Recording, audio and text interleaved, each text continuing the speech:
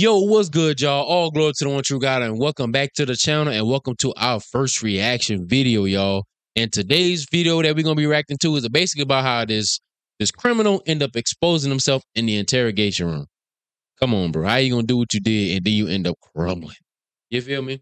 But that's good because he need to be behind bars. So I don't know exactly what he did, but we're gonna figure it out together, y'all. So let's jump straight into it. At police headquarters, 65-year-old retired Jay Roth arrives seeking assistance. 65-year-old? You waited this long to do what you did? His pressing concern is the disappearance of his 53-year-old friend, Linda Riley. The mystery began the day before Linda was reported missing. Alerted by the continuous ringing of Linda's phone, her neighbor decided to check on her. The neighbor found Linda's house unlocked, but Linda was not there. Upon arrival, the police noted unusual signs at the scene. Linda's phone and purse were left in the house, items she typically carried when leaving home. This detail suggested an abrupt departure or possible foul play.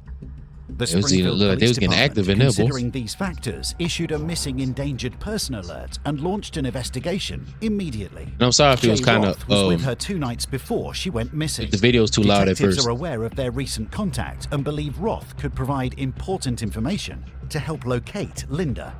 Jay Roth steps into the interrogation room of his own accord, having requested a voluntary interview. He is informed that he is not under arrest and retains the freedom to leave at any time during the interview. I think I'm late on my car insurance. Good thing the general gives you a break. Last night at about 3:10 I left. She said maybe she's gonna get some cigarettes. Why would he go? Why would he go into a violent? Why would he voluntarily go into? Obviously, he must have did it, whatever he did. But like, why did he voluntarily go in there and do it, bro? They thinking they trying to outsmart. Like, if I voluntarily go in here, then they gonna think I'm innocent. But you get to talking, and then you end up just dumb. Ask me if I take the garbage and do that in the van and took that. And then when I got back to the house, I texted her. Made it home okay, because I said she's worried about me. So I called this morning. She didn't answer. She does that all the time, though. Not answer. So, but I don't know. So I'm worried about her. Jay's demeanor during interviews with detectives stands out. He appears honest, genuinely concerned, and eager to assist. Roth's earnest expressions and cooperative attitude paint a picture of someone deeply invested in finding Linda quickly. This urgency is because the chances of locating a missing person safely decrease as time progresses. Statistically, the first 24 hours are crucial. The likelihood of finding a missing person alive diminishes with each passing hour, raising concerns about their well-being. Roth's apparent eagerness to find Linda quickly could be interpreted as aligning with these facts. She's stressed out a little bit about these guys who've been coming over this. One guy particularly. Who's that she was stressed about? I was thinking the Floyd guy that come in the house the other night, drunk. So you just know him as he's a black male named Floyd. I saw him one time. Why he got to be black, bro? He came in the house. You don't know Floyd's last name? No, not at all. So what did she say about that she was stressed out about? Oh man, the guy come in the house and he was halfway in the living room. She says. Kind of pushed him out the door, somebody went out, and then that poor ass, he come back over and he was drunk, is what they said. I don't know if he was or not. So what do you think? What do you think happened? I don't know. Anything could happen with that neighborhood there. It's a bad neighborhood. There's all kinds going on over there. Okay. In an unanticipated move, the detective suggests to Jay that the concerns surrounding Linda's disappearance could be overstated. He employs this strategy to assess Jay's true level of anxiety. Is Jay genuinely as troubled as he appears? Or is his display of concern merely a facade to conceal his own involvement? Do you think that she maybe just left? No, she wasn't leaving without her dog. She was okay. Are her dogs still there? As far as I know, they were overnight out. Could they still be there, you think? I think so. Okay. Jay made a revealing mistake. His claim that she wouldn't abandon her dogs caught the detective's attention. At that moment, there was no possible way for him to know that the dogs were still in the apartment. See?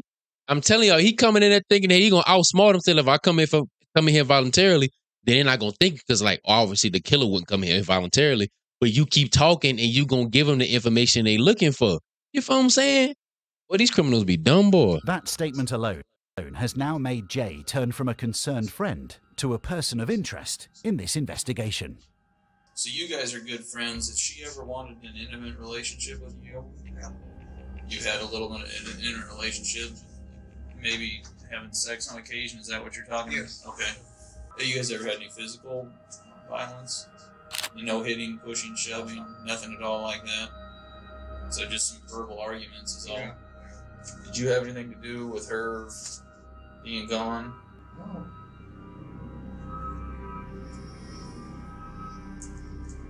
That dramatic pause right there, boy. So when I Look at him. He lost. Look at him. I can have you hang tight for me for just a second. Step out and I'll be right back, okay? All right, thank you, sir.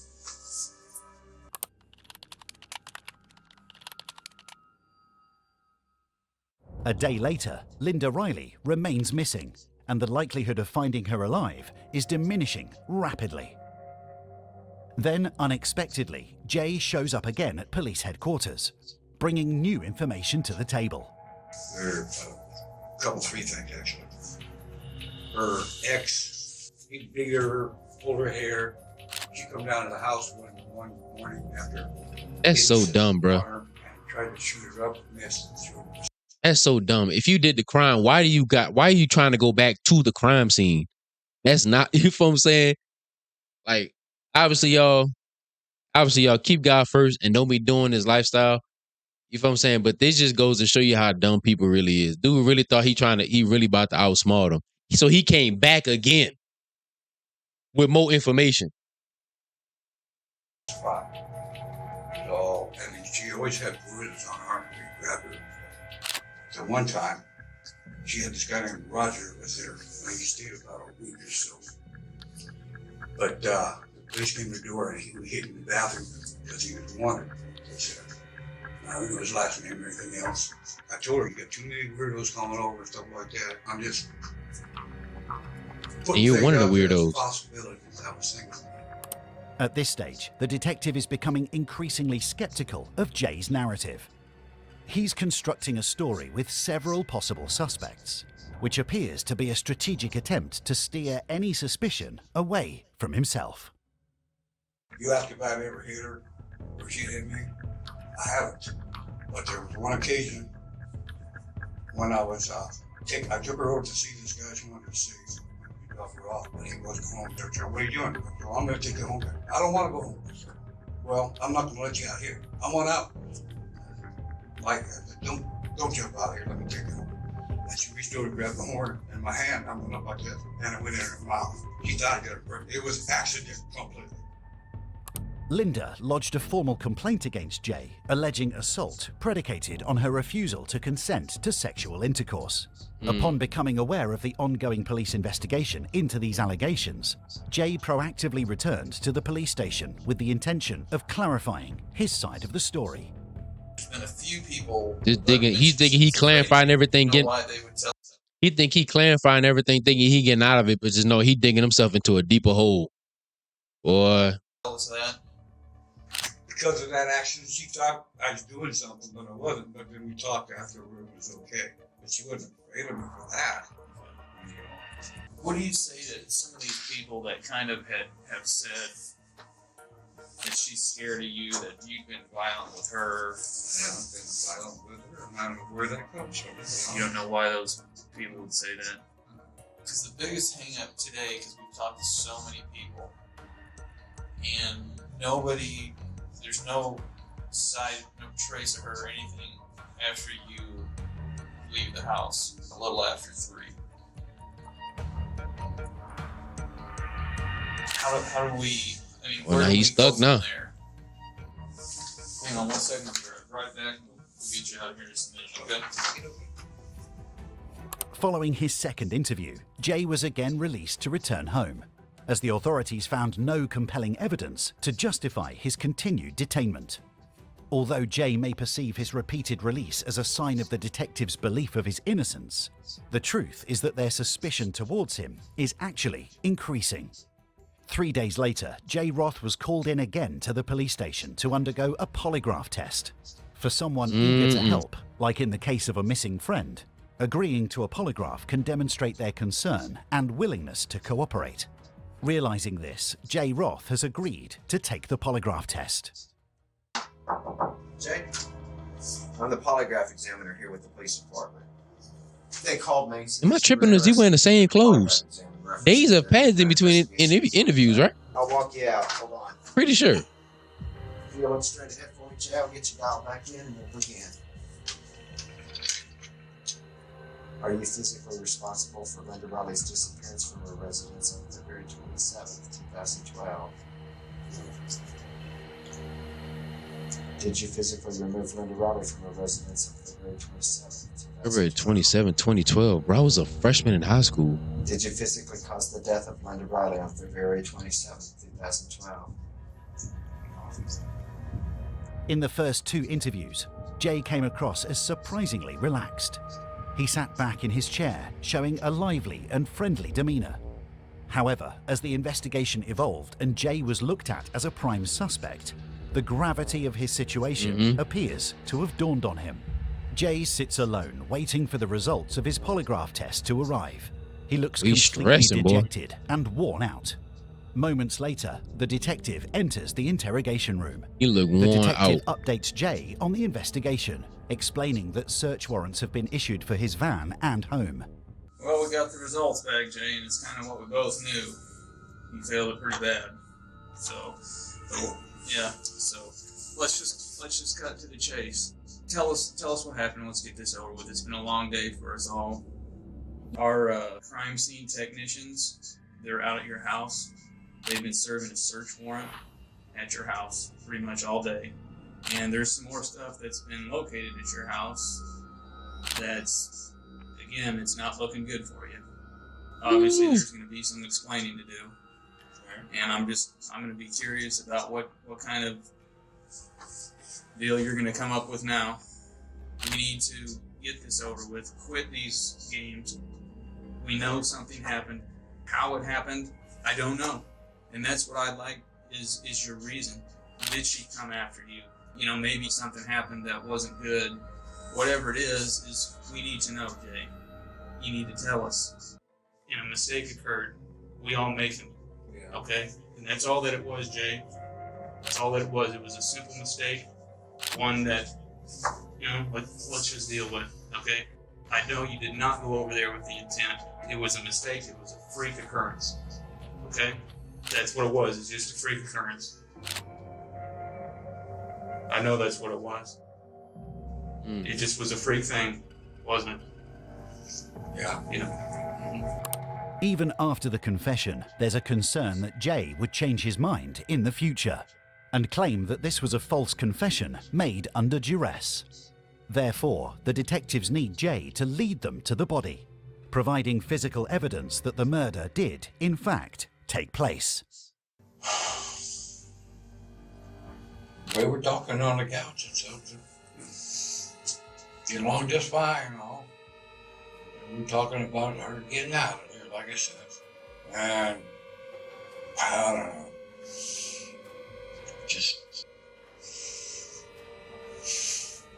Just things happen. Didn't mean to do anything.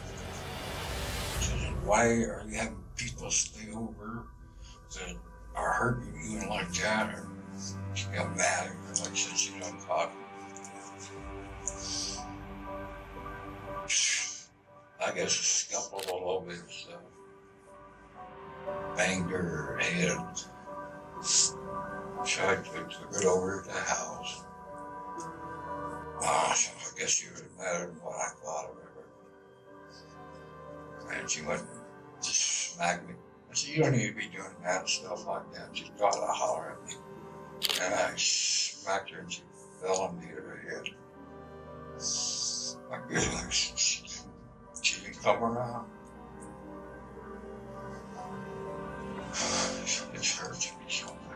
No, it does. No, it does. So we're willing to look at and do whatever, but I know Sheesh. we do have a pretty good relationship. In the heat of the Throughout moment, the couldn't keep interviews, your Roth consistently discussed yeah. So if this ends up to be true, y'all. So he basically ended up killing her on accident because he it looked like he initially intended to do that, but he couldn't keep his emotions in control. Ended up slapping her, and then like that freak accident happened. Ended up falling, hitting her head, and it was just like, bro, it wasn't even supposed to be like that, bro. And that's why it's important to really keep your emotions in control, bro. I'm telling you. his affection and admiration for Linda, asserting his role as her protector. However, an underlying theme of control and coercive behavior becomes evident. In the aftermath of Linda's death, Roth's actions further complicate the narrative. Where'd you take her, Jay? That last place we went, Aldridge. Aldridge. Burned her. Buried her. Burned You burned her. her. I couldn't even watch that. Sheesh. I didn't know what to do. Is she still out there? That's like, Man. What's left? yeah. Are her bones still out there? I don't know. I wouldn't do anything. Did you take any of her bones with you? No?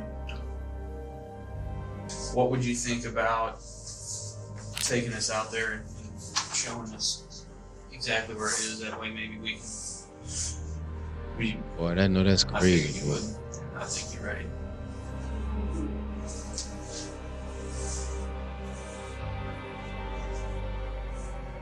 Boy, that's crazy. I know that's crazy.